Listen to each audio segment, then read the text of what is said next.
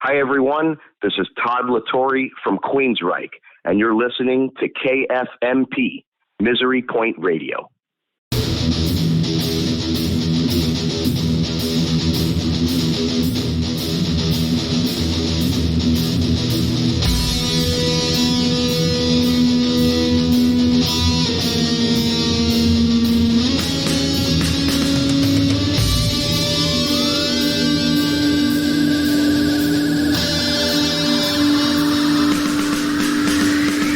Welcome back, Wanderers!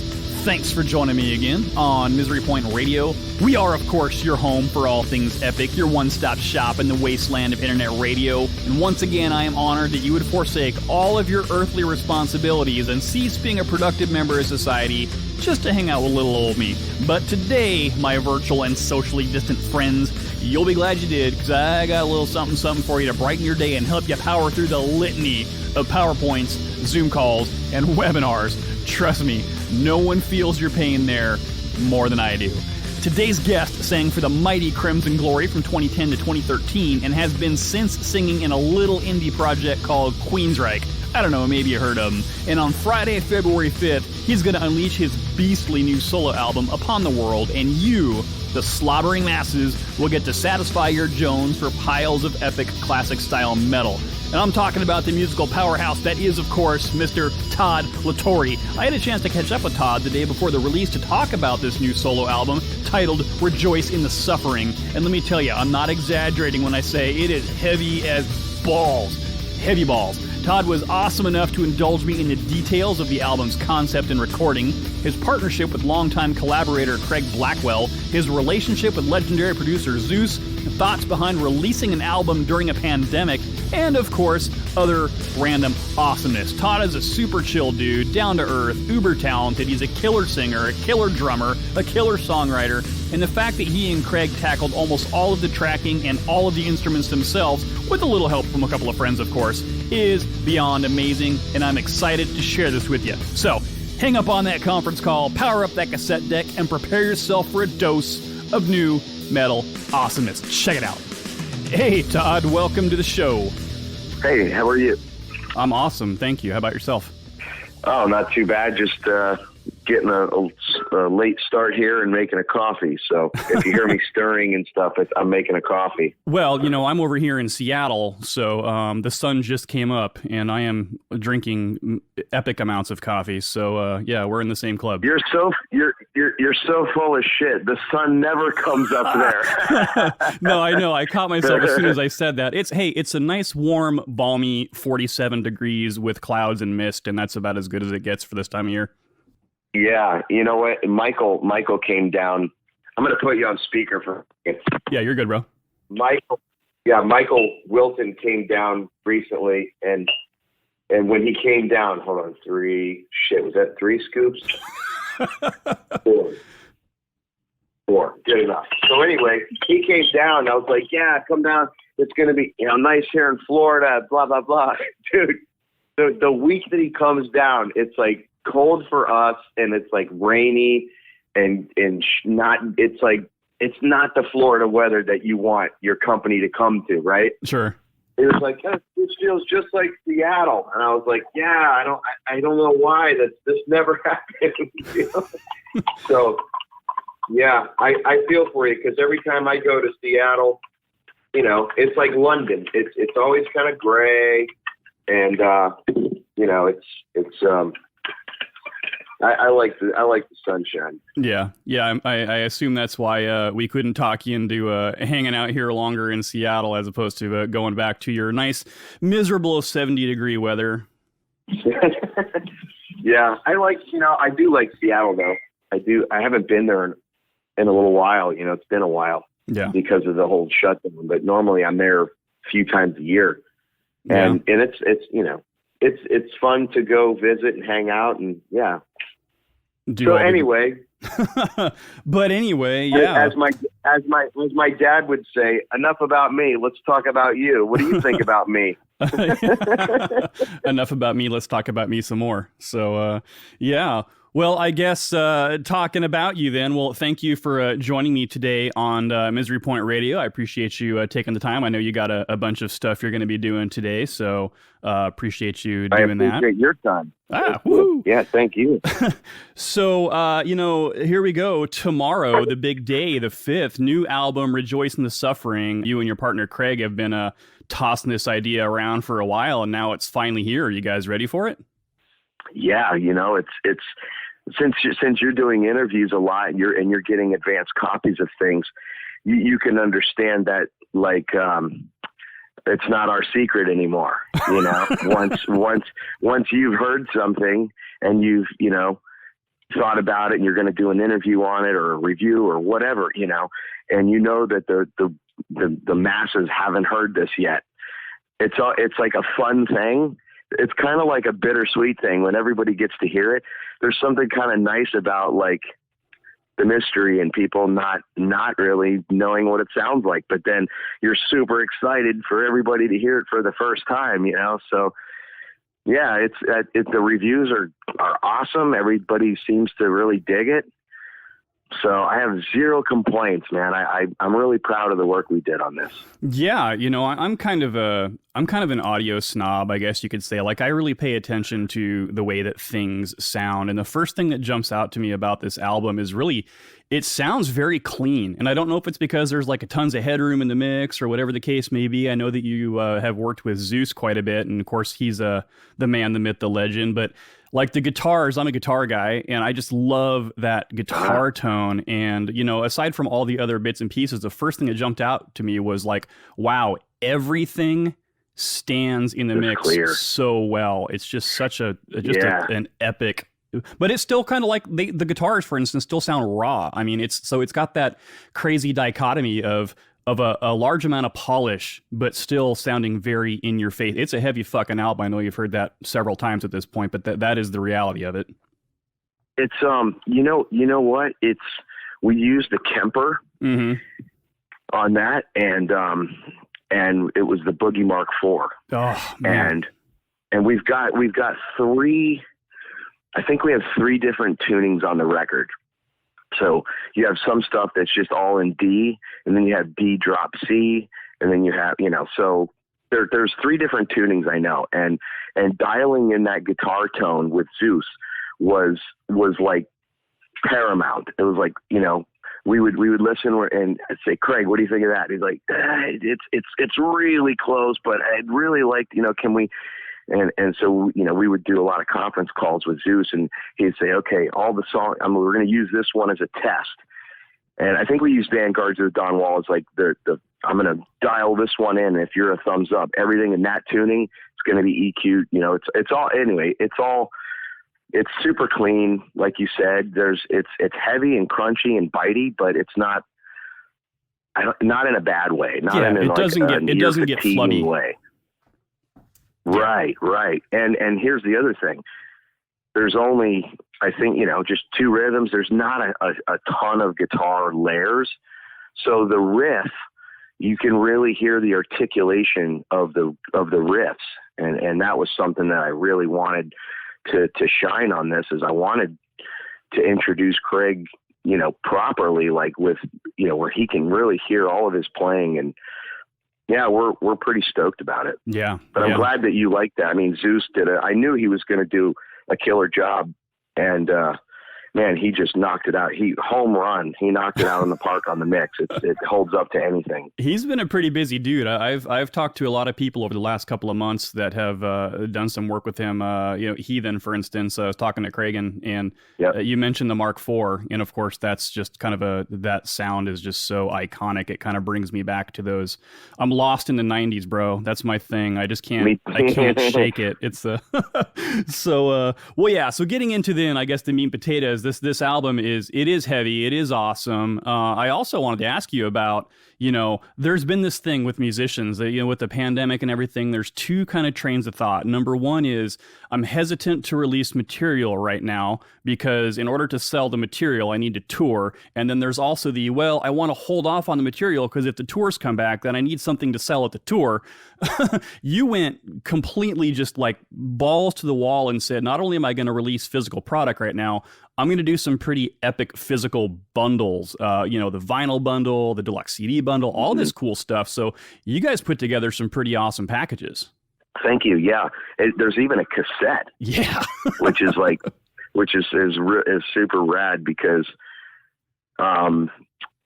that's how I grew up. I'll be 47, this month. I'm the same age as you then. And it's, okay, well then, yeah, same thing. So, that was how we listened early on. That was how we listened to music. And so, when the label said, we're going to do cassettes too, I was like, no way, that's so awesome. So when I when I saw the cassette for the first time, even though the double vinyl is beautiful, it's white, it's very clean. Yeah.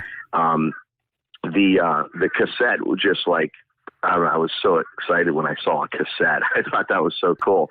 But I don't have to tour on this to put it out. Right. So that was really great. There was no contingencies in that respect for my release. And I, just wanted to put it out and let everybody hear it before all a million releases start happening like mid-year or even later. So yeah, this is a perfect time to release it. It is awesome. Plus, everybody, they made it through the year and they're ready. The end of the year came last year. They're like, man, I just really need some new stuff. So I think it's awesome. I think the timing is perfect. So congratulations on that. I'm a physical media guy. I mean, I love having stuff. So I have all of it coming. I ordered all of it. So we're kind of the last generation that appreciates, that grew up that way, where you got, you wanted to open it up and look at it and read the liner notes. And what kind of gear did they use? Or, that was part of that experience. Who's in their thanks now, list? The kids don't know what that is. A lot of them. Yeah. Yeah. I do a fair amount of digital media just because that is what it is. But anytime I get a chance to get my hands on something, I guess, plus also, just with all the friends in the business and you want to do your best to support them. And, that's great to, stream something on Spotify. But I mean, my 1/4 of a penny that they get off of me streaming something is nowhere near as impactful as throwing in for some merch. And, a lot of you guys that are able to do your living playing music, I mean, I assume your personal income is probably in the shitter right now as far as, not being able to tour and stuff. So I'm hoping that, people hop on board with a lot of these releases and say, hey, support your artists. Yeah, me too. Certainly that's how bands earn unless you were fortunate in the heyday when there was the big record sales and MTV was, a real thing where they played just music videos and, otherwise you just have to tour and sell merch and maybe do meet and greets or something in order to really make a viable income. Yeah. Yeah. So, I have no doubt. I mean, as you said, the reviews are killer. My perception of this is what I really like about it is that aside from being heavy, it really has its own identity. Of course, people know you from Crimson or they know you from Queensryche and two epic bands for sure. I think as a vocalist, one of the things that people tend to do with vocalists is try to kind of put them in a box and say, you sound like this guy or you sound like this guy. What I like about, I'm sure you've gotten quite a few Bobby Blitz and Rob Halford comparisons, but I really like the fact that this album does not sound like Queensryche. I mean, in and of itself, it stands apart. And you've released 3 singles now. One just dropped, but each of those has their own sonic signature. And I guess that's indicative of how this entire album plays out is it's got an overall sound, right? Sonically, it's very consistent, but each song it has its own identity. I mean, every song stands out, and that's tough to pull off. And vocally, I don't know if this is a pinnacle for you, but you've hit so many different styles of vocals on this album. I almost can't wrap my head around it. Yeah, well, that was, when we did this, we just said, hey, we want to write songs that we like go back to our roots. These, these are the songs or the style that we like. And, what is it? We just want to write fun songs that make you want to headbang and have groove. A lot of this record does have a lot of groove.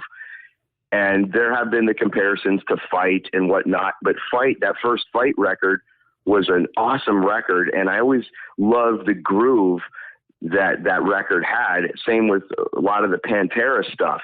It was heavy and it was metal, but it still had that, that groove, that jiggy, jiggy, where you really felt that pocket and that groove. And that was something that was really important. And then vocally, I've recently just been comparing it to a guitar, where if you're a guitar player and I said, here's a guitar, you have a bridge pickup, there's no selectors obviously, and you have one distortion channel, right, with nothing else. And here, play, do a record. How colorful is that really going to be? Well, if you have access to a clean channel and a front pickup and chorus and reverb and delay and other effects, I like to consider my voice as I'm not a one-trick pony, and I can do other things with my voice. Why would I not want to utilize those other tools in my bag to make that particular song be as great as it can be in the spirit that music is presenting itself to me? Yeah. So when I write something, this is the delivery that I feel I'm expecting to hear when I'm going to hear a singer start to do something. What do I feel like? And that's how I approached each song. And I'm glad that you feel that it is a continuous sound, but again, each song does have its own character, its own sonic qualities and sounds and identifiability or identity. Identifiability, is that even a word? Yeah, we just make up words here. It's cool. But yeah, that's fine. So, it has its own identity, and I knew that people were going to be surprised because people say, I hope it sounds like what he does at Queensryche. And I'm like, why would I do that? I'm already doing that. the beauty of Queensryche, I'm never going to try to recreate what the band is that I'm in and that sound. And because there was no pressure, we just wanted to write stuff and have fun. And I really just went into it with zero agenda other than, let's just write fun, cool metal songs that we like as fans of metal and what I would like to hear as a fan of metal. And sometimes, when you don't we put a lot of work into it, but again, there was no predisposition. I didn't have anything prior of my own for people to have an expectation. And so there is curiosity. Oh, well, what does this sound like? Yeah. And I think that's kind of been part of the fun about it, is people discovering a whole nother side. And that's tomorrow's a big day when it comes out, and everyone can get to hear all the goodies on there. Yeah, well, we're going to check out one of these songs right now. So here it is, one of the heaviest songs on the album. This is Vanguards of the Dawn Wall.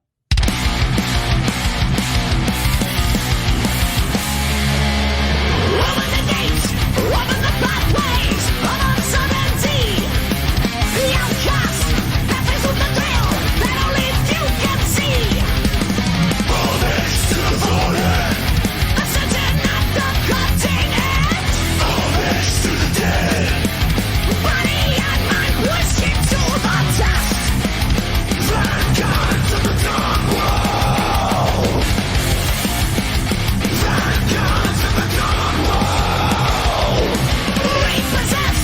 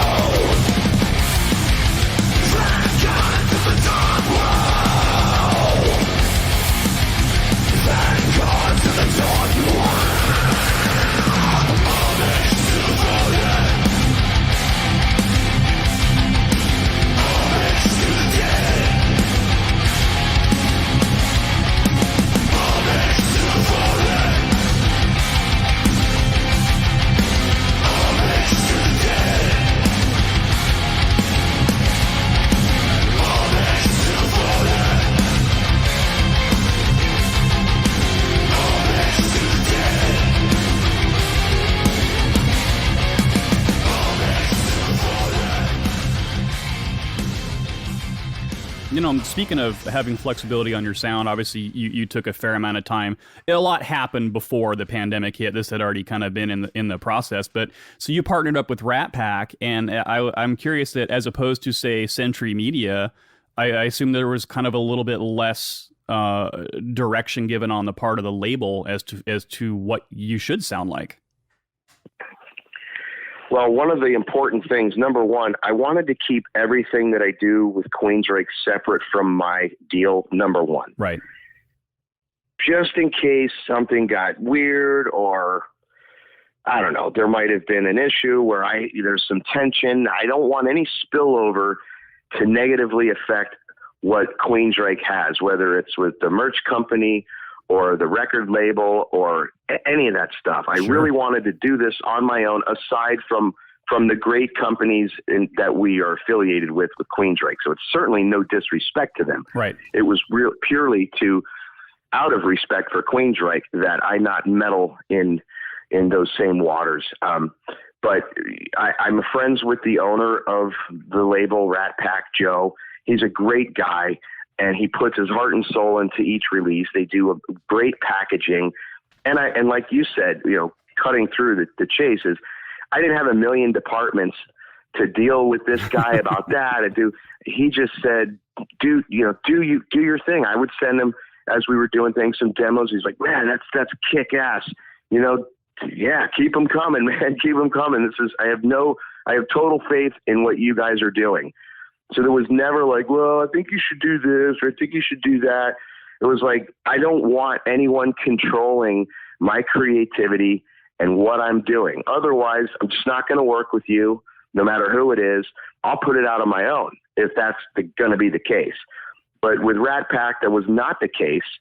Totally wanted me to do my own thing, and believed in the songs and my abilities. And so it's proven to be great, because people are saying there's a lot of metal out there, but I'm not hearing anything quite like this record. Yeah. Whether it's a lot of, very power metal stuff, or over too much symphonic elements in something, or a band that's just the whole time just screaming that way. This has a lot of stuff in there. And, it's Rat Pack's an awesome label, and they're doing a great job, and they're stoked. Pre-sales are doing great. There's a lot of buzz. The reviews are great, and it's not even out yet. Yeah. So yeah, I have no doubt that it's gonna make its way onto many airways, and hopefully, the success of this album. I'm projecting this, by the way, just so you know. The success of the album you're gonna have will hopefully lead to another, and so I have no doubt that you've probably got a vault worth of epic music just kind of bouncing around in your head that's kind of already in the works. That's just kind of how things work. Anybody who's been in the studio knows sometimes things get scrapped and they get reborn, kind of true. Many lot, years down the road. So did you have like a holy fuck moment, like the first time you heard a track come through the studio monitors after you laid it down and you were like, God damn, that's it. This is what I want. Did you have one of those moments? This song "Rejoice in the Suffering" was the first one that we did. Yeah. And when that whole first demo of that was done, Craig and I wrote that like 6 years ago, just that one song. That was the only complete song we had for this record. Yeah. And everything else was really written and recorded in a 4-month period since March. When I first heard that one, and it was years ago, I was like, man, this is awesome. I love this. And then time kept going by because I'm touring with the band. And so after Rejoice in the Suffering was written, and then, couple years later, whatever, I remember listening to it again, and I was like, this song still holds up. It still kicks ass. And so that was a really promising sign to me that, like, I wasn't sick of it. It didn't sound like it belonged in a certain period where it still made me feel that the song was worthy over, a few years at that point. Sure.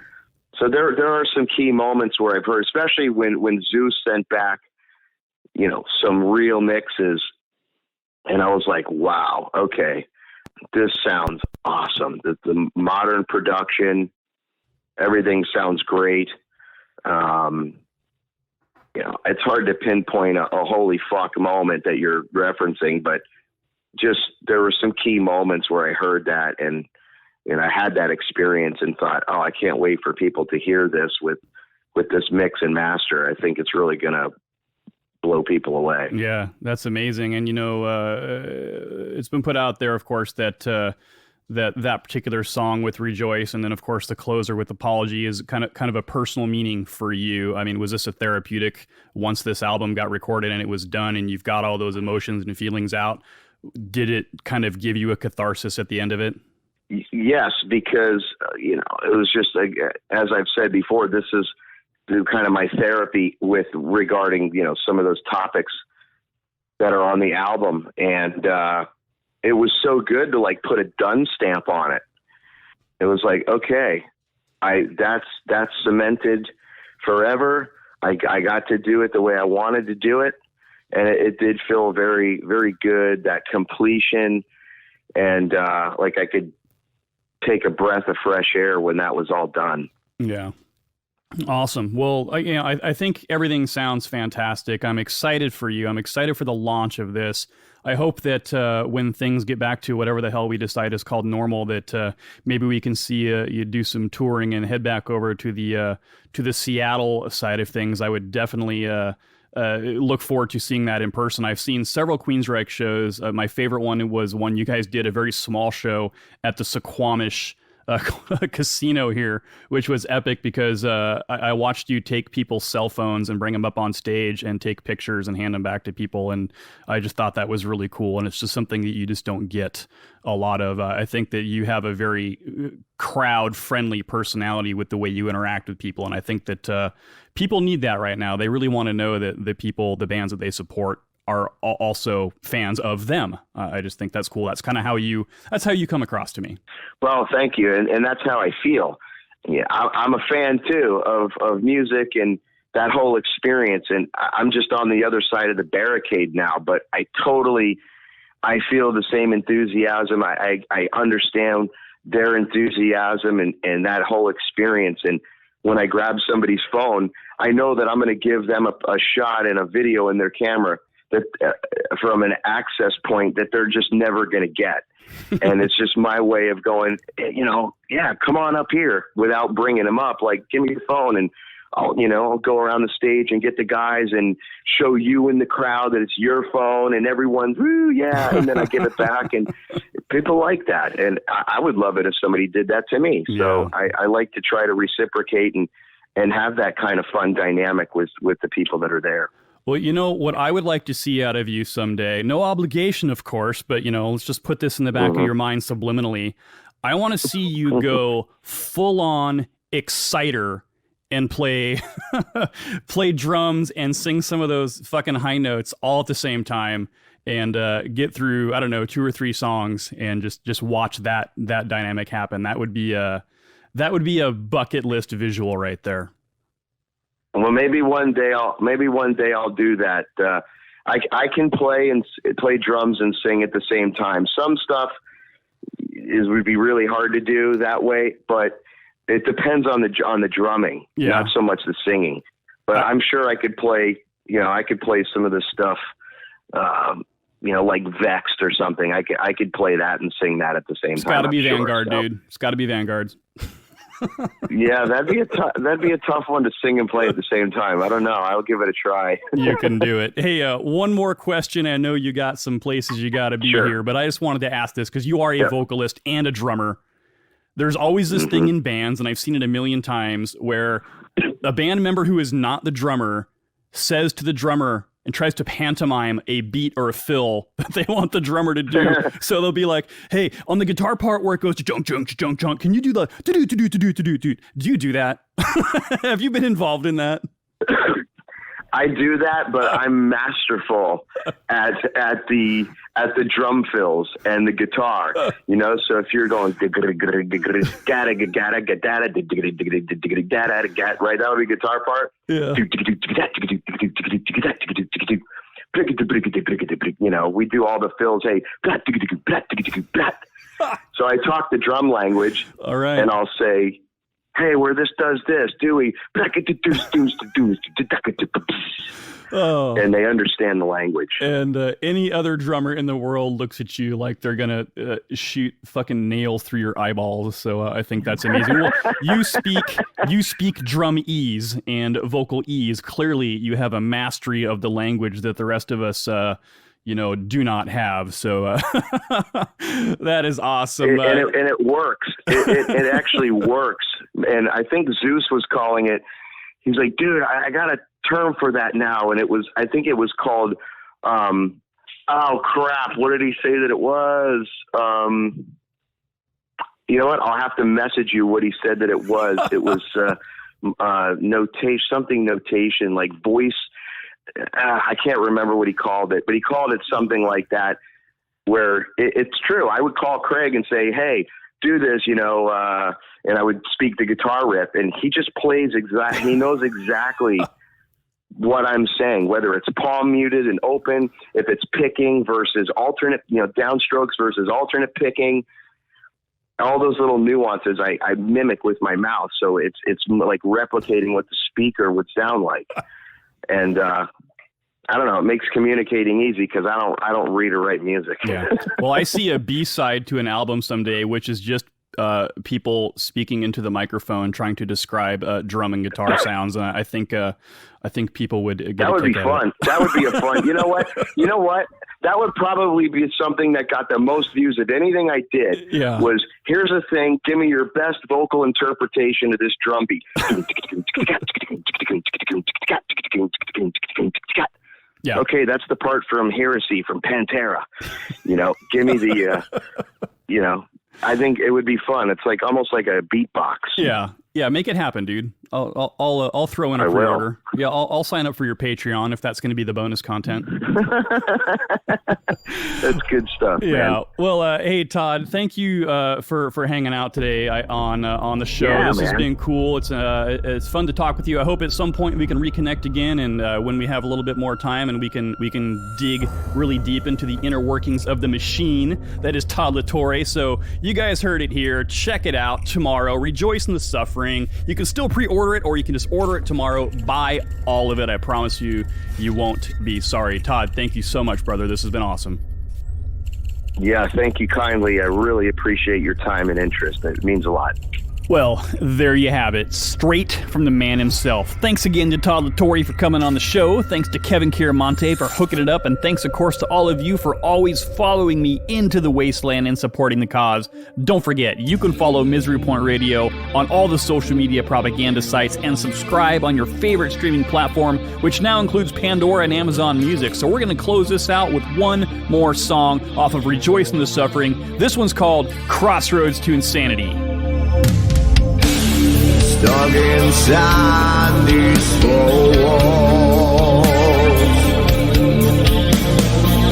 still talking round in circles, feeling so alone. My body sits in disbelief,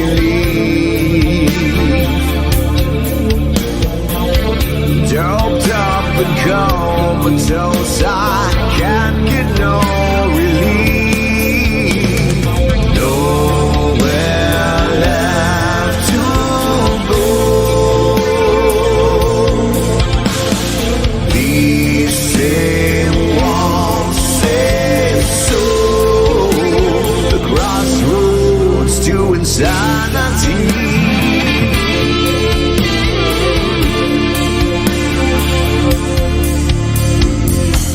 Strapped down and analyzed again, blacked out with eyes rolled back, the circle never ends. I tried to tell them in the gaps of time